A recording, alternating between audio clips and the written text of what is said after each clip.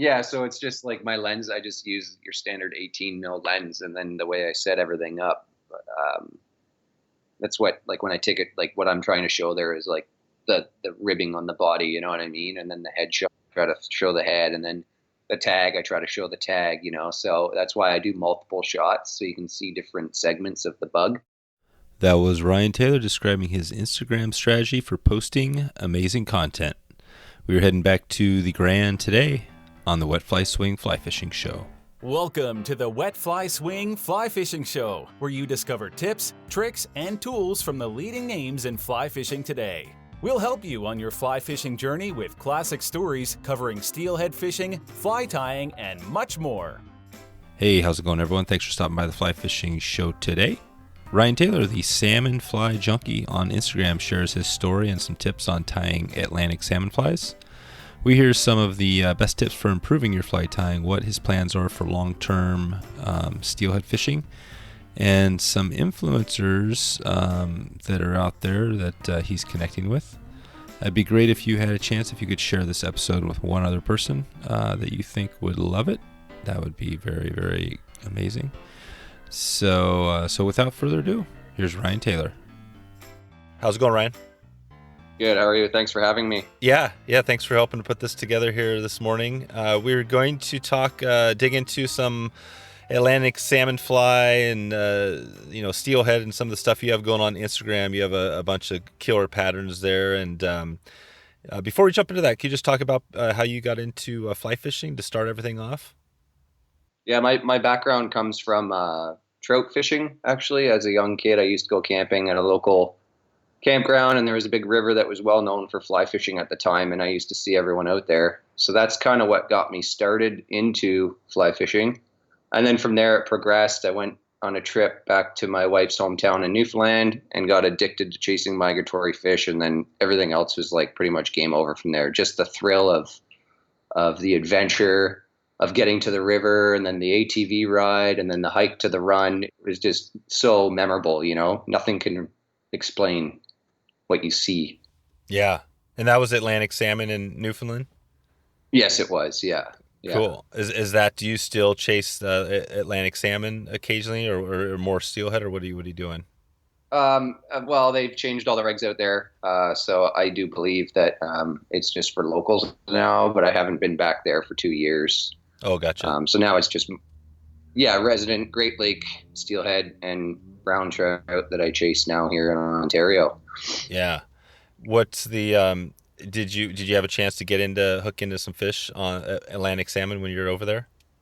Oh yeah. I rose a whole bunch, on dry flies, like skating bombers and stuff. And my first time out there, it's quite the experience fishing subsurface to surface and remembering when to set the hook. All the boys from the East Coast would sit on the bank and laugh at me because they'd say set the hook, and I'm like, what are you talking about? The fish doesn't have the fly. And he did have the fly, and yeah. I didn't know, and I missed a whole bunch, so that's what, I still have yet to land my Atlantic salmon on the East Coast, if that will ever happen one day, hopefully. Yeah, it's all top water. You're not allowed to run like sink tips or anything like that. It's all dry line stuff, so it's quite the challenge. Gotcha. Where did you? So where are you at right now? Where do you live now, and where was that place you started trout fishing? It was the Grand River, the Upper Grand River. So I'm about 40 minutes from Toronto. So I'm probably, the furthest river is like a 2-hour drive for me. So I used to do 2-3 trips up to the Grand River as a kid camping, and that's what got me into trout fishing. And then the rest was history from there. That's right. Yeah. And I had, I think Peter Charles was on a while back. He talked about the Grand a little bit. And so that's pretty much your home river, the Grand? Yeah. I spend, like, come steelhead season, I'm on there till it closes, essentially. And I fish it pretty exclusively. There's something about the Lake Erie tributary fish that is second to best, like it's unbelievable, those fish that come out of there. Huh. That's sweet. How did with the Instagram and all you got a ton of beautiful Atlantic salmon flies and steelhead flies and things there. How did that all start?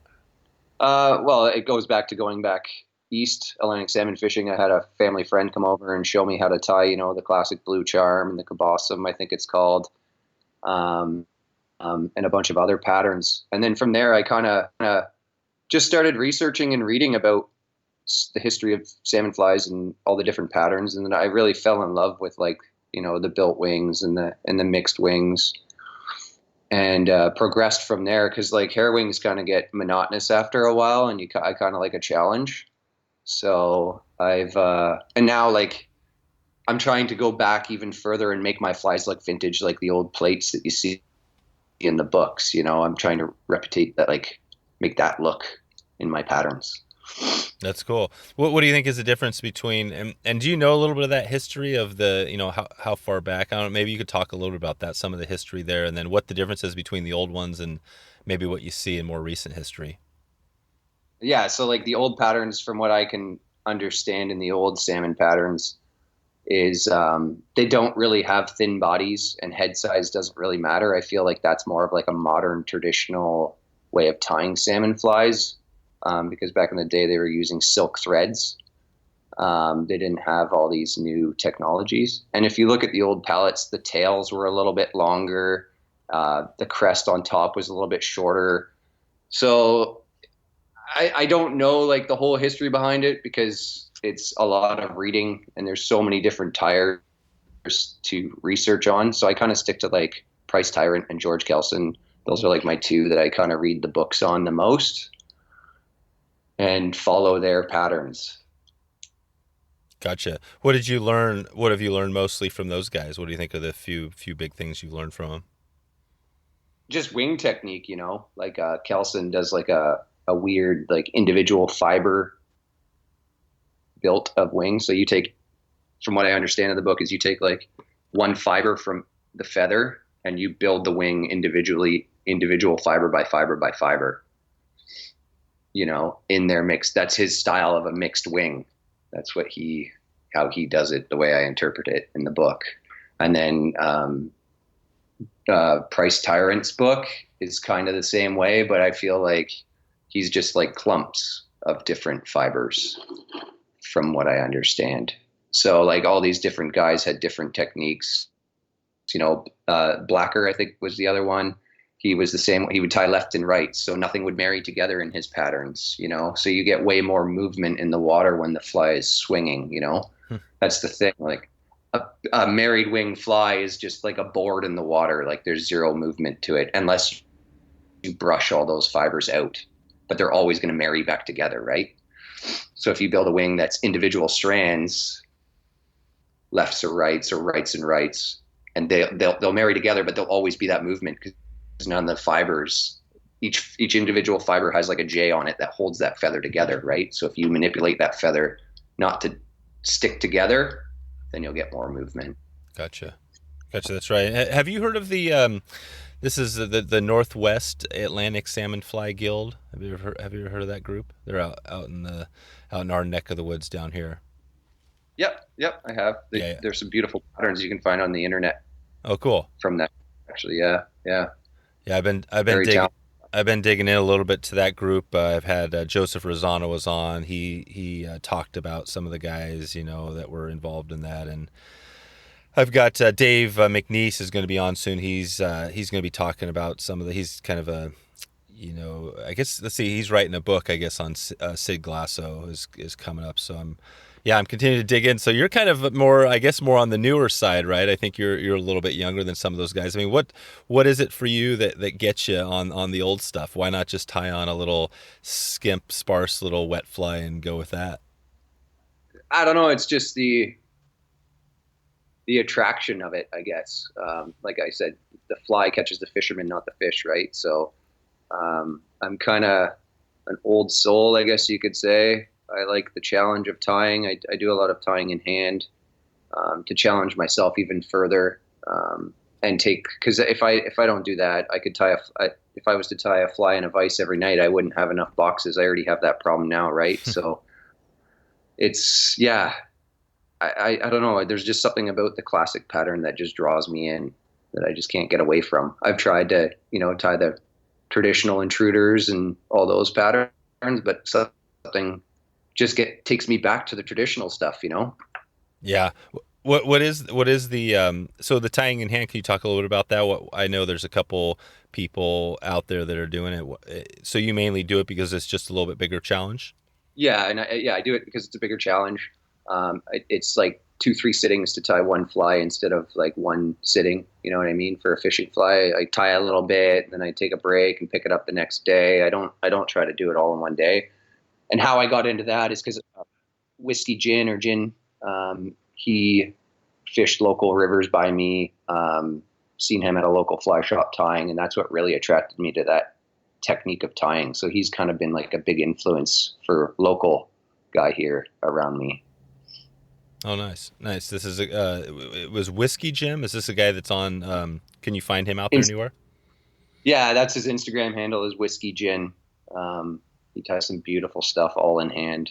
He's talented tyer for sure. Nice. What's I guess I had one question here. This is from Mark Usick from in the Facebook group. He was talking about I guess when you first tied and how he was talking a little bit about some more of the history and that sort of thing. But I mean, do you have any other resources, any place, if somebody wanted to learn more? You mentioned a few people there. Are there any other? Is there a ton of history out there? If somebody wanted to dig in and go deep on Atlantic salmon fly tying, where would they go? Classicflytying.net is a really good forum to get on. There's a lot of really good tyers on there. And again, there's forums. You can post a question. You can join, post a question, and then you'll get like tons of feedback from amazing tyers if you have questions about it. And even like reaching out to the fly tying community through Instagram, everyone's really humble and likes to help everybody. So, there was a few times when I first started tying, I would reach out to somebody and ask them a question, and they responded back, and then it's just your turn to practice and learn the fibers, right? That's what it comes down to with these patterns, is you really have to know the feathers and what you're working with. Can you describe a typical, maybe is there a standard type when you look at tying these flies that, they all have this in common or this style? I mean, what would you say to that question? Yeah, I would say they all have the main common thing would be like tail, tag, you know what I mean? Mm-hmm. But they all seem to have a tail, a tag, a butt in Atlantic salmon patterns, depending on what it is, and then they all have a throat hackle. It's pretty irrelevant to every salmon fly, essentially, right?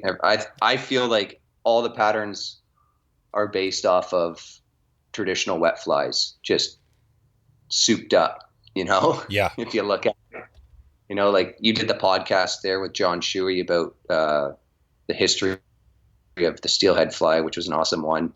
And he went into great detail about that. That's a good one to listen to if everyone wanted to learn the history behind it.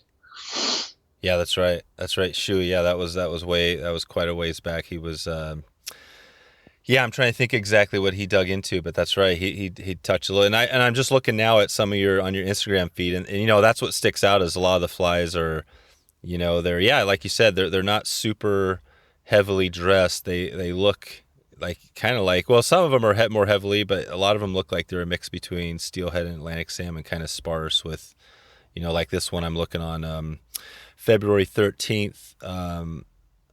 Talking about D flies. I'm not sure which fly the pattern this is, but it's got like it's got a pink and orange body with a little orange tail, a tag. I mean, they're pretty basic, right? What would you say? Are there any patterns what would you do for a pattern if you had to go out tomorrow for steelhead? What are you throwing on there? It depends on water clarity, water height. When the water's clear, I tend to fish more spey flies, purples, blacks, greens, natural colors, you know what I mean? Yep. And then if the water's dirty, something with a little more bulk, right? So I tend to tie my flies sparse because, we do a lot of winter fishing here in Ontario, and I feel a sparse fly is easier to get down in the water column faster. Gotcha. That makes sense. Okay. And what I'm just kind of looking at some of your feed here. This is cool. There's a ton of cool flies. I was noticing you had on a different line, you had the Douglas Outdoors in your Instagram, kind of as a main link. Are you affiliated? Yep. I'm trying to think of what is your affiliation with those guys. Yeah, I'm affiliated with those guys on their pro staff team. That's awesome. Yeah, I just interviewed. I don't think it's out yet, but I interviewed Morton, and we talked about. We talked about the company and pike fishing. It was a pretty good episode. Yeah, their hooks are super sticky, sharp. They're pretty cool, and because I tie a lot of, I get enjoyment out of tying a lot of classic hair wing patterns for steelhead, and the HR hooks are pretty much equivalent, I feel, to like the Partridge N or Partridge M or the 799 TMC. That same hook bend, so they look really, really good when you tie a beautiful hair wing on them. That's cool. That's great. You just answered. I was trying to. We were talking a little bit about some of the other bigger stuff. I guess they're maybe more known for some of their big, predator stuff. But yeah, so that is the hook. That answers the question. What's the best hook for if you wanted a good steelhead hook from those guys? That would be it. Yeah, and their trailer hooks are like, oh, their trailer hooks are unbelievable. They have two different ones. One that's got like, if you have more material on a fly, the shank of the hook is actually a bit longer, so you can kind of like have the hook sit back. It's a weird hook. I've never seen anything like it, but it's really cool. And then the spears on the hook are all a little bit longer. They're barbless on some of the trailer hooks. So I feel like when you have a longer spear on a hook, your chances of losing a fish are less. And that's the problem when people do barbless hooks, is that the spear is too short. So you have a lot of loss, right? So that's very important. That's one thing I look for when I'm looking at hooks is spear length. And the spear now describe that. Is that just the length of from the point back to the bend? Correct. Yeah. Gotcha. So you're saying the hooks, and I'm looking at one now on your feed from May 25th. It's I'm not exactly sure of the pattern, but it's it looks like what do you know what hook? I mean, what are your typical the last few months? Are those all tied with a longer spear style hook? Those are all up to just recently. All those are like Alec Jackson hooks, most of them, and blue heron is what I've been tying most of the stuff on up to now.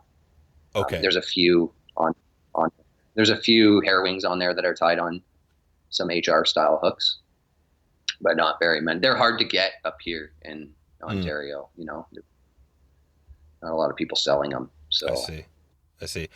Are you selling flies? Maybe you can talk a little bit about that. What you do there, and maybe what are some of the common patterns that get requested? I do sell flies, not very many, because it's like just custom orders. Somebody will contact me and want some, but most of the time it's like the spey flies is what tends to sell the most of, right? They're just quick. They catch fish. You know what I mean? Like I can put a spey fly on, and I can guarantee you that you're going to get a fish on a spey fly. There's just something about them. They're just extremely fishy. A spey or a D, those are my like two go-tos. And remind us again the difference between a spey and a D fly. I'm trying to think who I asked that last time. Maybe it was Joseph Rosano. I asked them that. It was the same thing. They're like, well, it's not a super easy one to answer. Yeah, it's not, because there's like so many in the tying community. There's so many rules, and you know what I mean? Like, sure. It's a tough one. Like, I don't know, a D fly to me, in my opinion, like in my mind, has two split wings, right? Oh, right. But then sometimes I feel a D fly could have like a hurl wing. You know what I mean? Like there's just so much. It's hard to say. Like technically a spey fly also is not a spey fly unless it's from that area, River Spey, right? So if you really want to get technical, so that's a really hard question to answer. Yeah. No, that's no worries. I think that's why I probably always ask it, because I'm always a little bit confused on it. But okay, so let's talk a little bit more, on the fly tying. So, if you had a pattern, looking at all these patterns, could you maybe pick one off of something you've posted on your feed on Instagram that you can describe a little bit?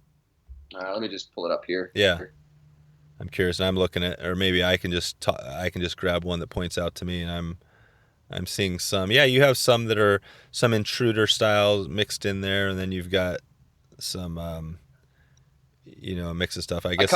Yeah. I kind of have like a mix up, right? So what I tend to do is I'm some days I'm really, really busy with work. So if I want to if I have limited time to go out fish, I have like my dirty box, I call it. So it's like, your traditional marabou speys, a few AI intruders. And that's my box. If I go, I know I'm going to get a fish 100%. If the water flows bang on, you know what I mean? Temperature's good, all that stuff. I'm going to get a fish with those flies. I know 100%. Then when I have more time, I spend more time on the river. I can play around and fish all the speys and the D's and the mixed wing stuff and really enjoy it, right? But sometimes it's limited on what you have. Gotcha.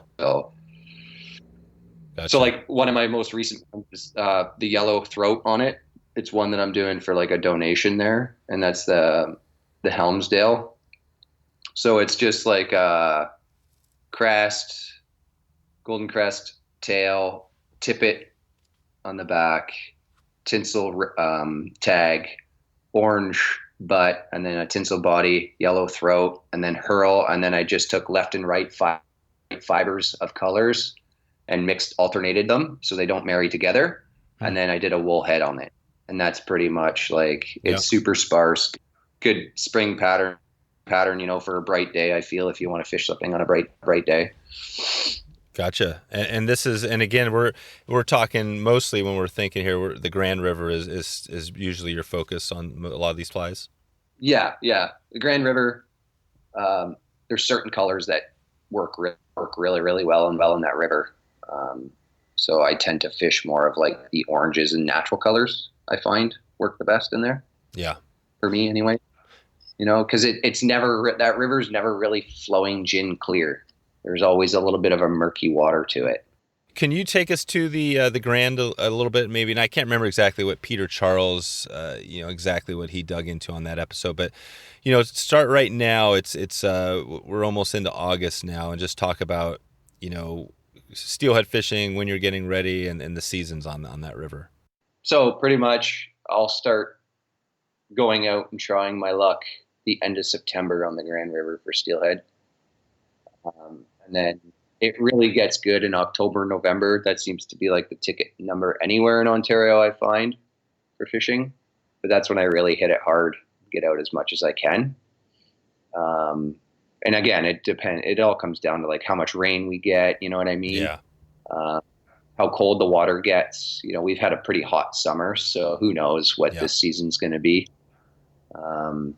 Yeah. And then I start all the way up, like there's different stretches to start at, right? The lower part through Caledonia and all those areas. And then you come up into Paris and there's a bunch of river access up there that you could try.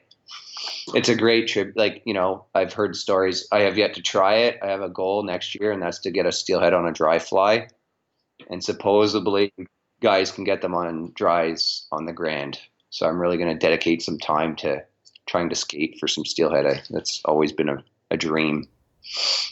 Nice. That's a good goal for sure. So basically it's October, November is pretty, and then the winter sets in there pretty soon, and there's not a lot of later winter fishing going on.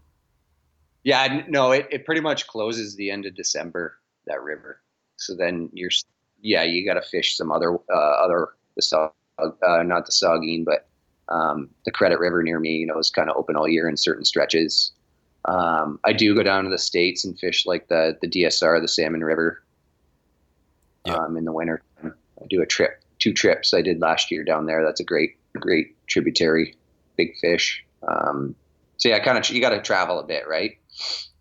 Right, exactly. So and it, just to finish, on the Grand, just wrapping that up, that thought there. So in November, maybe we just jump into a few little tips and tricks on, October, November. So you're fishing there, you have, you probably grab any one of your flies depending on the condition or, changing it up. But any tips you want to throw out there for somebody if they're hitting it for steelhead? Yeah, make sure you go out with a nice big rod because it gets pretty windy. Oh, really? How big?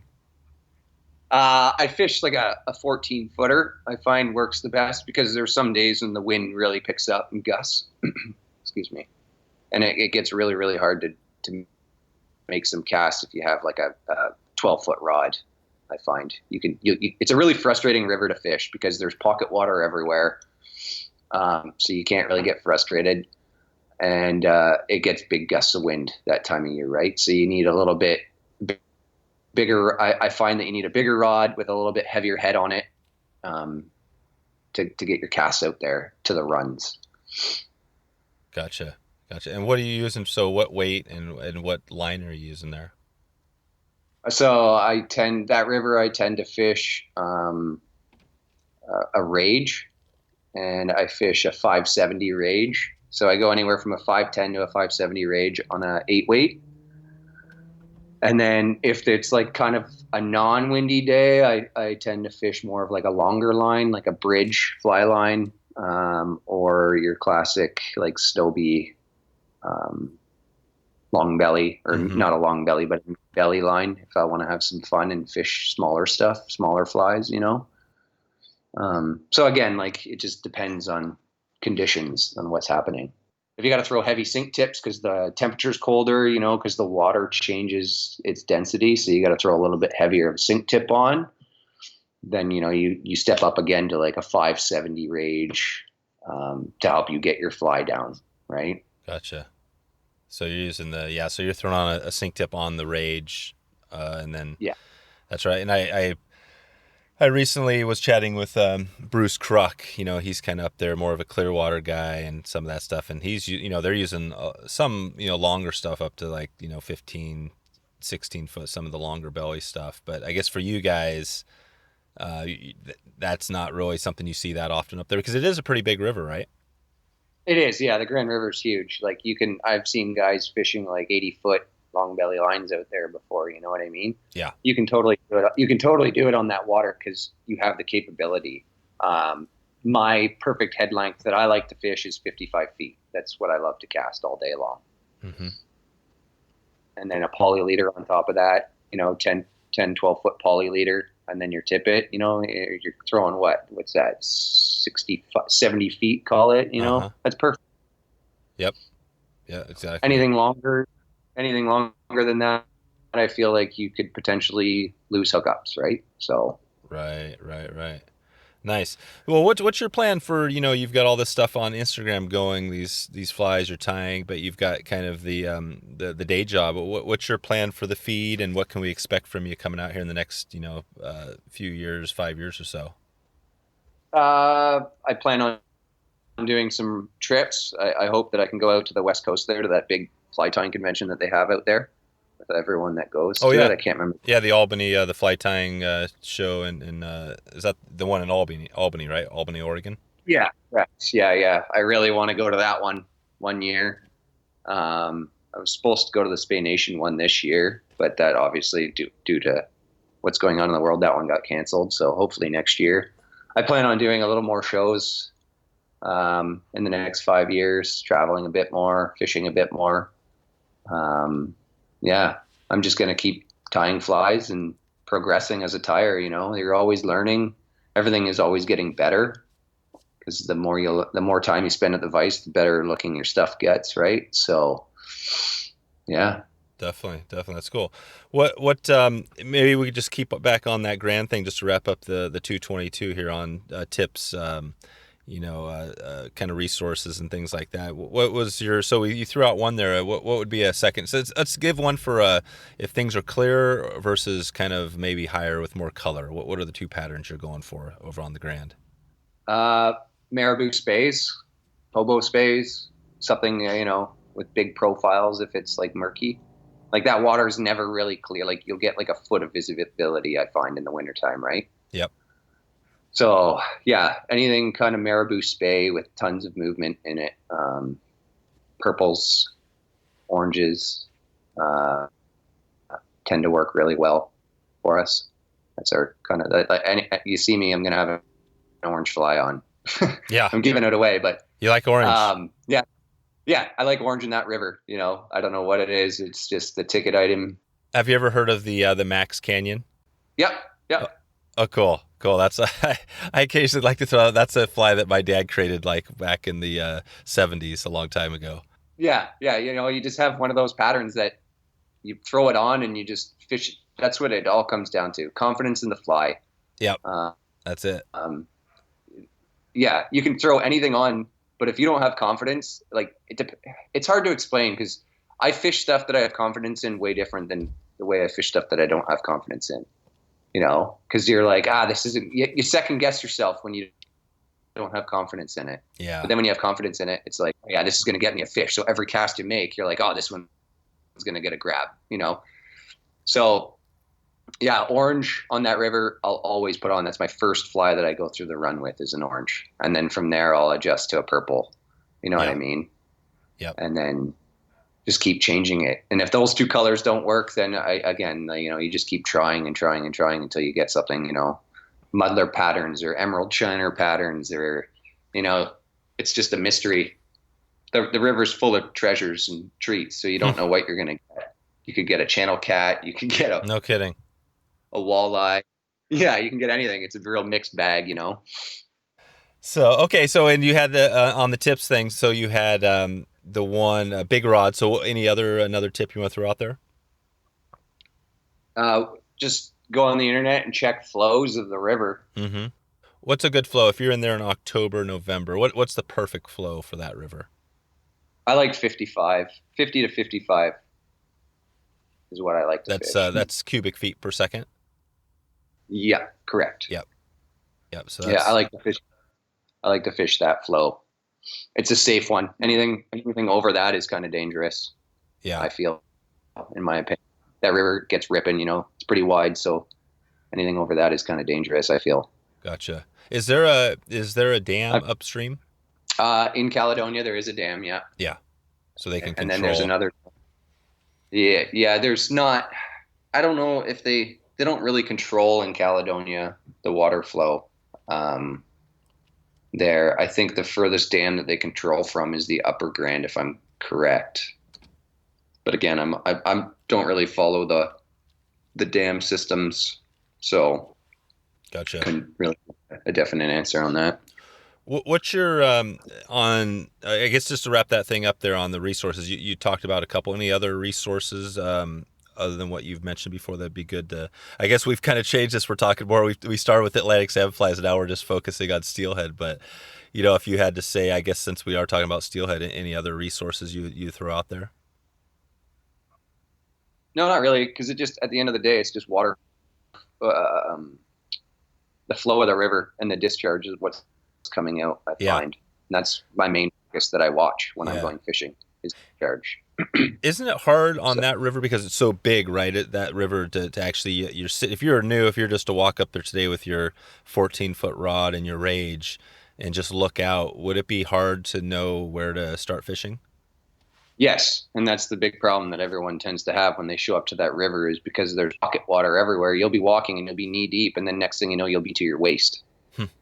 So depending on water flow, sometimes you don't really have to walk out that too far in some of the runs, right? When you get a heavy flow, you can fish tight to the bank because those fish won't sit out in the middle of the river, right? They'll push to the shore. Yep. So always start in close, start close to the bank. And then if you're comfortable, you can keep stepping out. So what I do is I like fish a run and I fish tight to the bank and then I'll get out and then I'll walk back up to the head of the run and then I'll start casting again. And I'll kind of work like a grid system until it gets kind of like uncomfortable for me to like walk in, And I'll be like, okay, this is my limit of where I can walk out to. And I'll just fish that systematically throughout the run. And then I'll do the same. So I'll fish it the same pattern all the way through.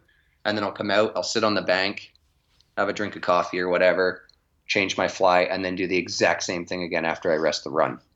That's that's a great tip on breaking it down. I just thinking about, because you hear different things depending on the river, obviously. And again, I mentioned the Clearwater, Bruce Cruck was talking about how the runs are so bad there. I mean, they literally have closed the river down, the last few years for steelhead. It's so bad. But he mentioned that, when the runs are low, it's spotty, you definitely don't want to be covering just one run. You want to spread out and cover, more of a run. Is that what you find? I mean, it sounds like you're really niche. These little areas, so you're kind of hammering down on it. But is there a time when you'd want to spread out and just cover a lot more water? Yeah, yeah. When I'm unsure of where the fish are holding, then I'll cover water faster, right? So if I'm doing that, I'll fish like a large pattern, and then I'll step down to a small pattern, fish the run twice, and then jump in the truck and go to the next run until I find those pods of fish, right? And then once you kind of know where the fish are, then you can fish that run more methodically. Perfect. What do you see, different? I mean, obviously you're online, so you're seeing a lot of different, West Coast versus Great Lakes. It seems like you're in a spot which is good for swinging. I mean, are there a number of rivers up there that, maybe you don't hear about that are also good for swinging? Because it seems like a lot of the Midwest stuff is a little bit different game. What's the take? Is it just smaller rivers mainly? Yeah, the Grand River, I would have to say on this side is probably the biggest one. And then you got like the Saugeen and the Maitland, which are a little bit smaller than the Grand. Again, they're really good. It's really good water too to fish for steelhead. And we're 40 minutes, like I said, we're 40 minutes to 2 hours of any real good fishing. You know what I mean? As good as it's going to get for migratory fish here. Yeah.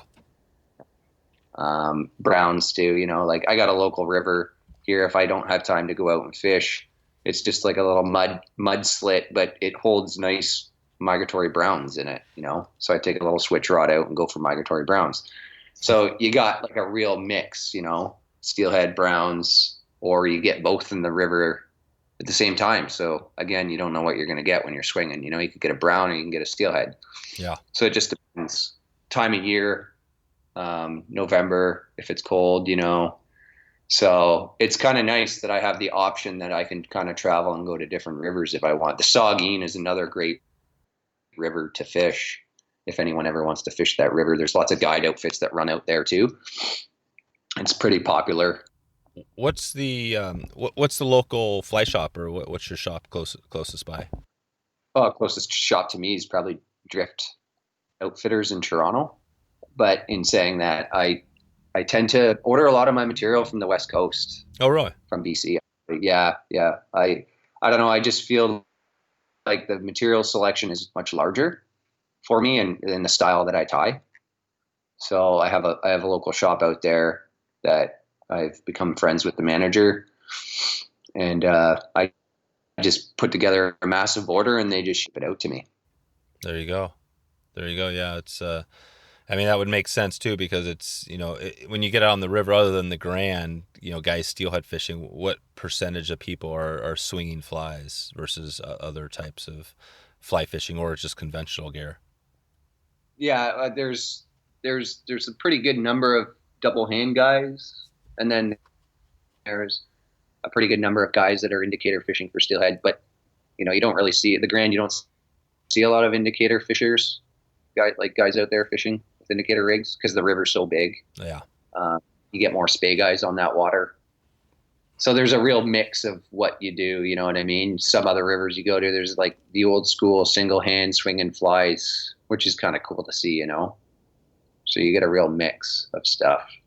It's hard to get stuff, I find, like good premium grade material. That's what makes a nice fly, right? Is the material. Mm-hmm. You go to a store and you buy material that's like, I call it like a C grade, you're going to get a C grade fly, right?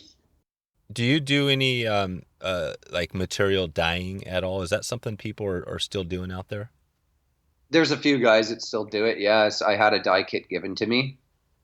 I was going to experiment in dyeing. It's kind of my next process here over the winter to kind of play around with. Oh, cool. So we'll see how that goes, because it is kind of cool. You can mix your own. What would be your question? I mentioned earlier Dave McNeese, who's kind of known for his material dyeing.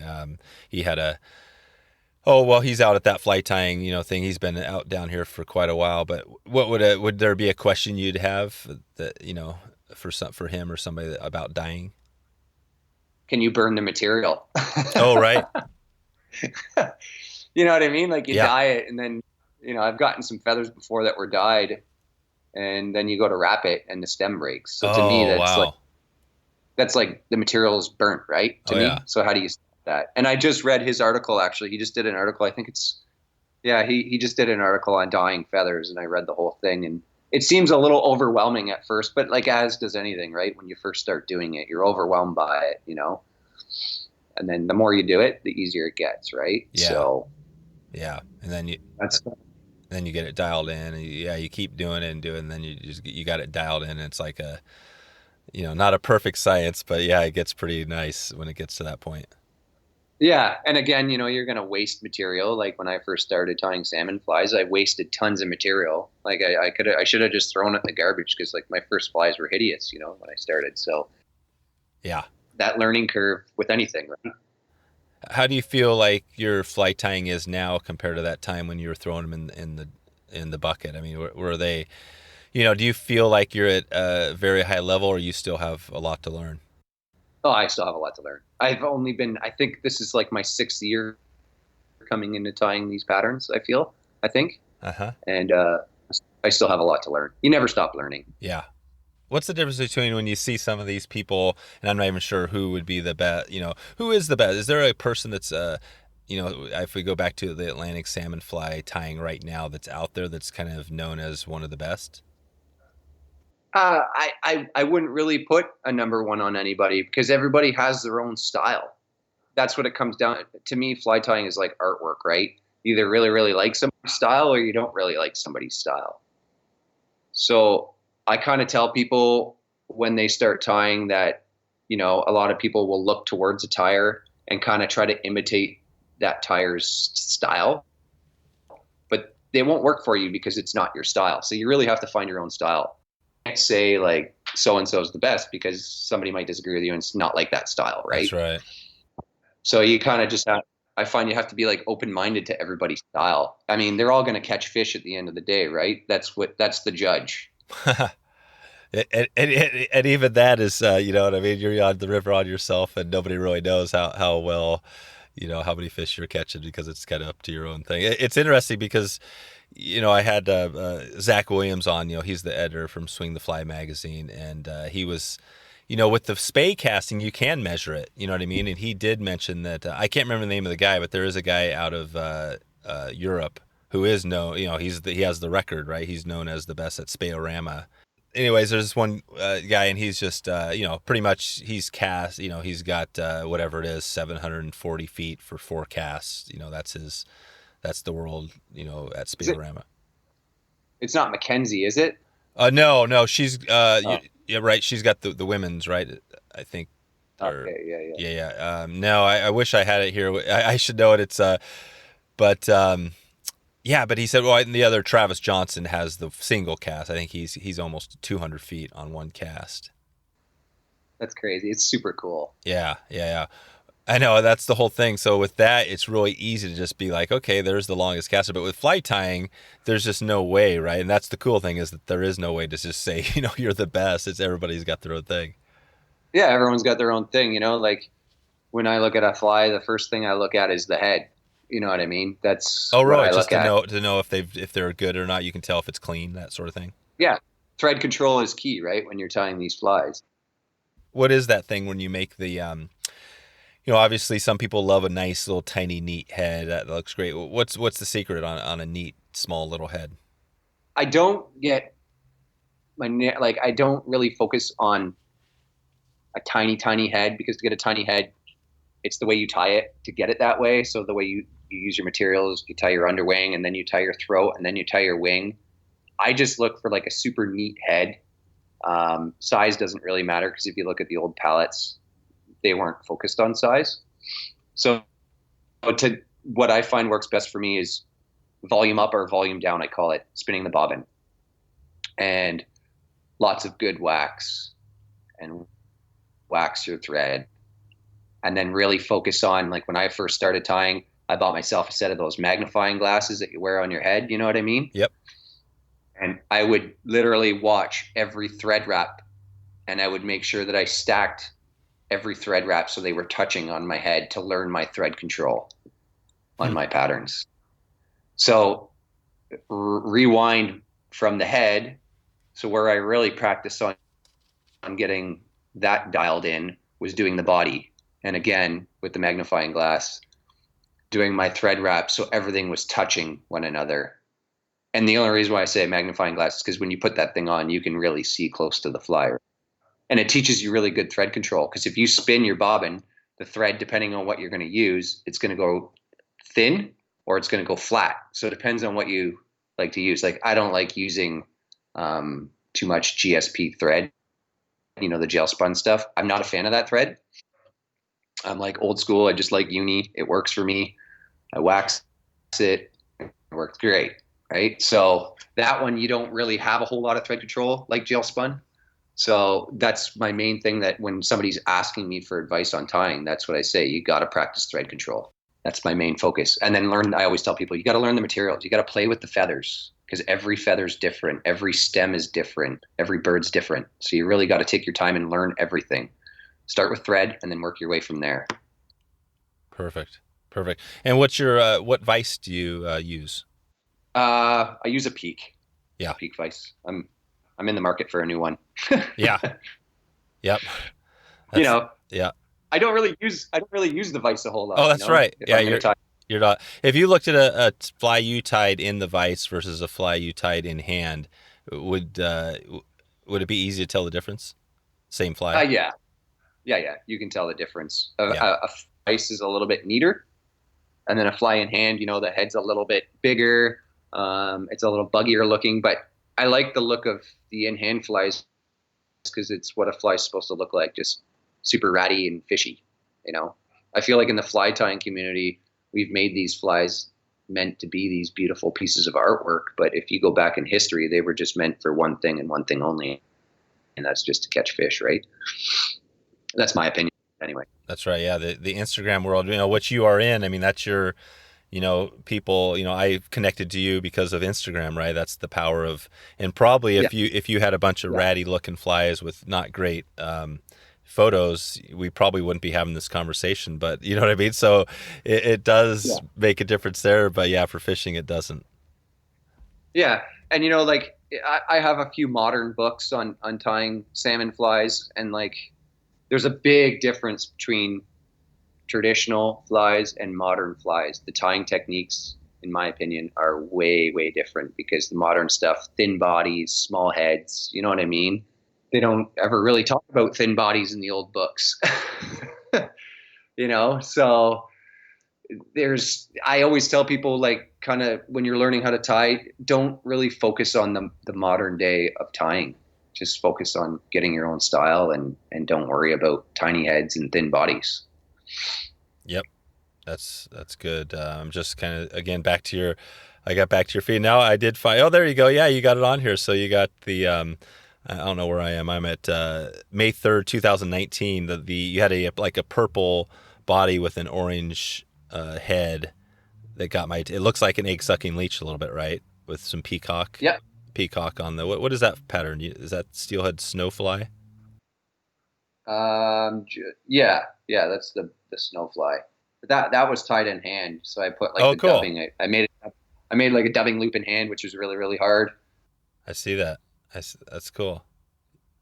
Gotcha. And then the next one below it on May 1st is a really natural, buggy looking, green and brown. That's the classic. I'm not sure if that one has a name or not. The classic spey. I have it. Yeah. Classic spey. Yeah, that's a Lady Caroline variant. Oh, that is. Okay. Yeah, Lady Caroline. Then you keep going down. Then you get into is that the purple? No, that's the Silver Doctor.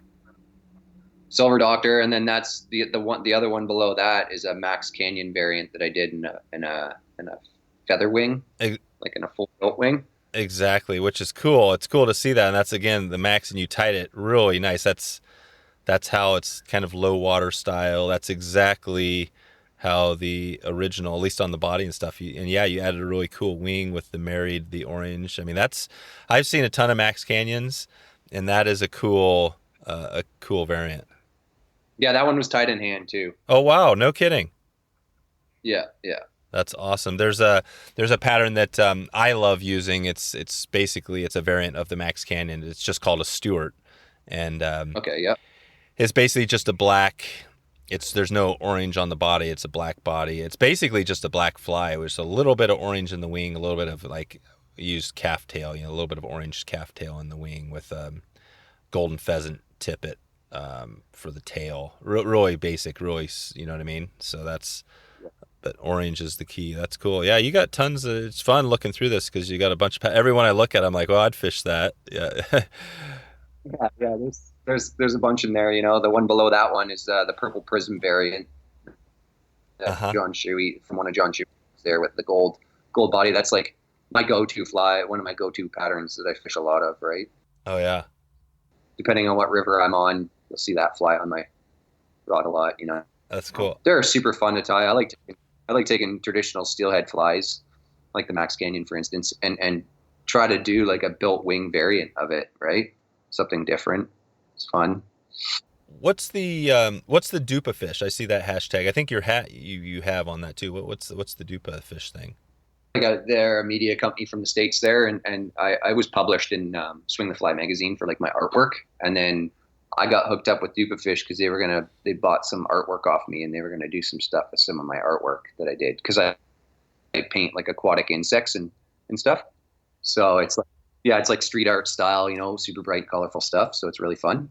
So that's how I got hooked up with those guys, and we met in the States there in New York, and we fished together. Super cool, bunch of dudes. Cool. Yeah. And do you put? Oh yeah, I see it now. Yeah, you got some early on. You did that early on your Instagram feed, right? Yeah. There's a little bit of artwork on there of what I've done. I'm like an artsy kind of guy, comes with my job, I think. Right. That's cool. Well, I guess so. In the next 6 months or so, anything new coming out for you? Anything we can keep an eye on? If we keep an eye on your feed, are we going to see more of the same? Some of these flies. Anything? It sounds like you got some trips. Maybe you're going to be heading down south. Hope that if the borders open up, and everything goes well, do some fishing trips down in New York State there. Start tying more salmon flies because season's going to be starting pretty soon. So I'll be at the Vice pretty heavy. How many when you're at the Vice, if you're just trying to pump out a bunch of flies, do you ever sit down and just do that, tie a ton of flies, or are you more focusing on just a few patterns? Depends on what I'm tying, right? Like if I'm tying I call them my fish catching flies, then yeah, I'll pound out like 2 or 3. But this classic stuff, yeah. Oh geez, one sitting I might get half a fly done. And I take my time, right? That's why, like, if you notice my shots that I take on Instagram, I try to focus on key points that people look at, right?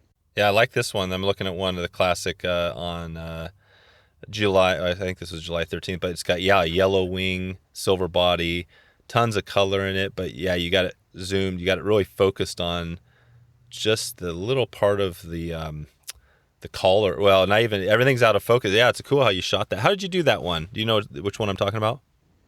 Yeah, I'm looking at it on my phone, so I don't really have the dates. Oh, gotcha. Yeah, so it's a it's got a tinsel body. It looks like with a really bright yellow wing, a little bit of a red head, and then you got. Okay, that's the fall favorite. Does it say fall favorite? Oh, that is the fall favorite. You know what? It doesn't. It says no, it doesn't. It says classic salmon fly variant with a steelhead fly twist donation fly. These will be going up for a couple days at Sculp. Anyways, yeah. So, anyways, it's cool how you did it because you got it blurred. Like the front of the fly, the head is blurred, the back of the fly is blurred, and you're zoomed right in on just the middle, which is kind of cool. Yeah, like you said, it kind of focuses it right on that wing. Yeah, so it's just like my lens. I just use your standard 18 mil lens, and then the way I set everything up. That's what, like when I take it, like what I'm trying to show there is like the ribbing on the body, you know what I mean? Yeah. And then the head shot, try to show the head, and then the tag, I try to show the tag, so that's why I do multiple shots so you can see different segments of the bug. Oh, right. So yeah, it's fun. That's a cool shot. Well, I'll put links out to your stuff here and some of these patterns. I'll throw some photos in the blog post, and we'll keep in touch. I guess just on Instagram at Salmon Junkie if folks want to connect with you and yeah, for sure. What you have going. Yeah, and I do really cool stuff too. Like if somebody wants to like sit down and spend a session and tie a fly, like I do Zoom or Skype video chats so we can like chill out and tie a bug together. Yeah, I like doing that with people. I do it with a bunch of people. It's fun tying parties. Oh, right on. And is that where you're tying? Are there a number of people on the Zoom call tying together? Sometimes there is, and then other times it's just like one-on-one, and we just talk fishing and tying techniques and kind of help the people like step through like an easy pattern. You know what I mean? So if you're new to tying salmon flies and you have a million questions about a basic pattern, like to sit down and do it for like a full wing, like full feather, like full built wing fly, it would take multiple sets like sittings. But just to get through like your typical feather wing, and you're not sure where to start or whatever, I have zero problem like sitting down and hanging out, showing you thread control and how I do it. That's cool. What do you curious, just on doing that stuff, because that takes time, everybody's busy. Why do you do the calls, and I guess why do you do the the Instagram as well? I do the calls because when I first started tying like 6 years ago or 7 years ago, whichever it was, it's really hard to pull information from people and kind of interpret on how they do it. It's easier. I'm more of a visual learner myself, and I don't know how other people learn. So you can read as much as you want, but sometimes you still don't understand, and you just need that like guidance visually.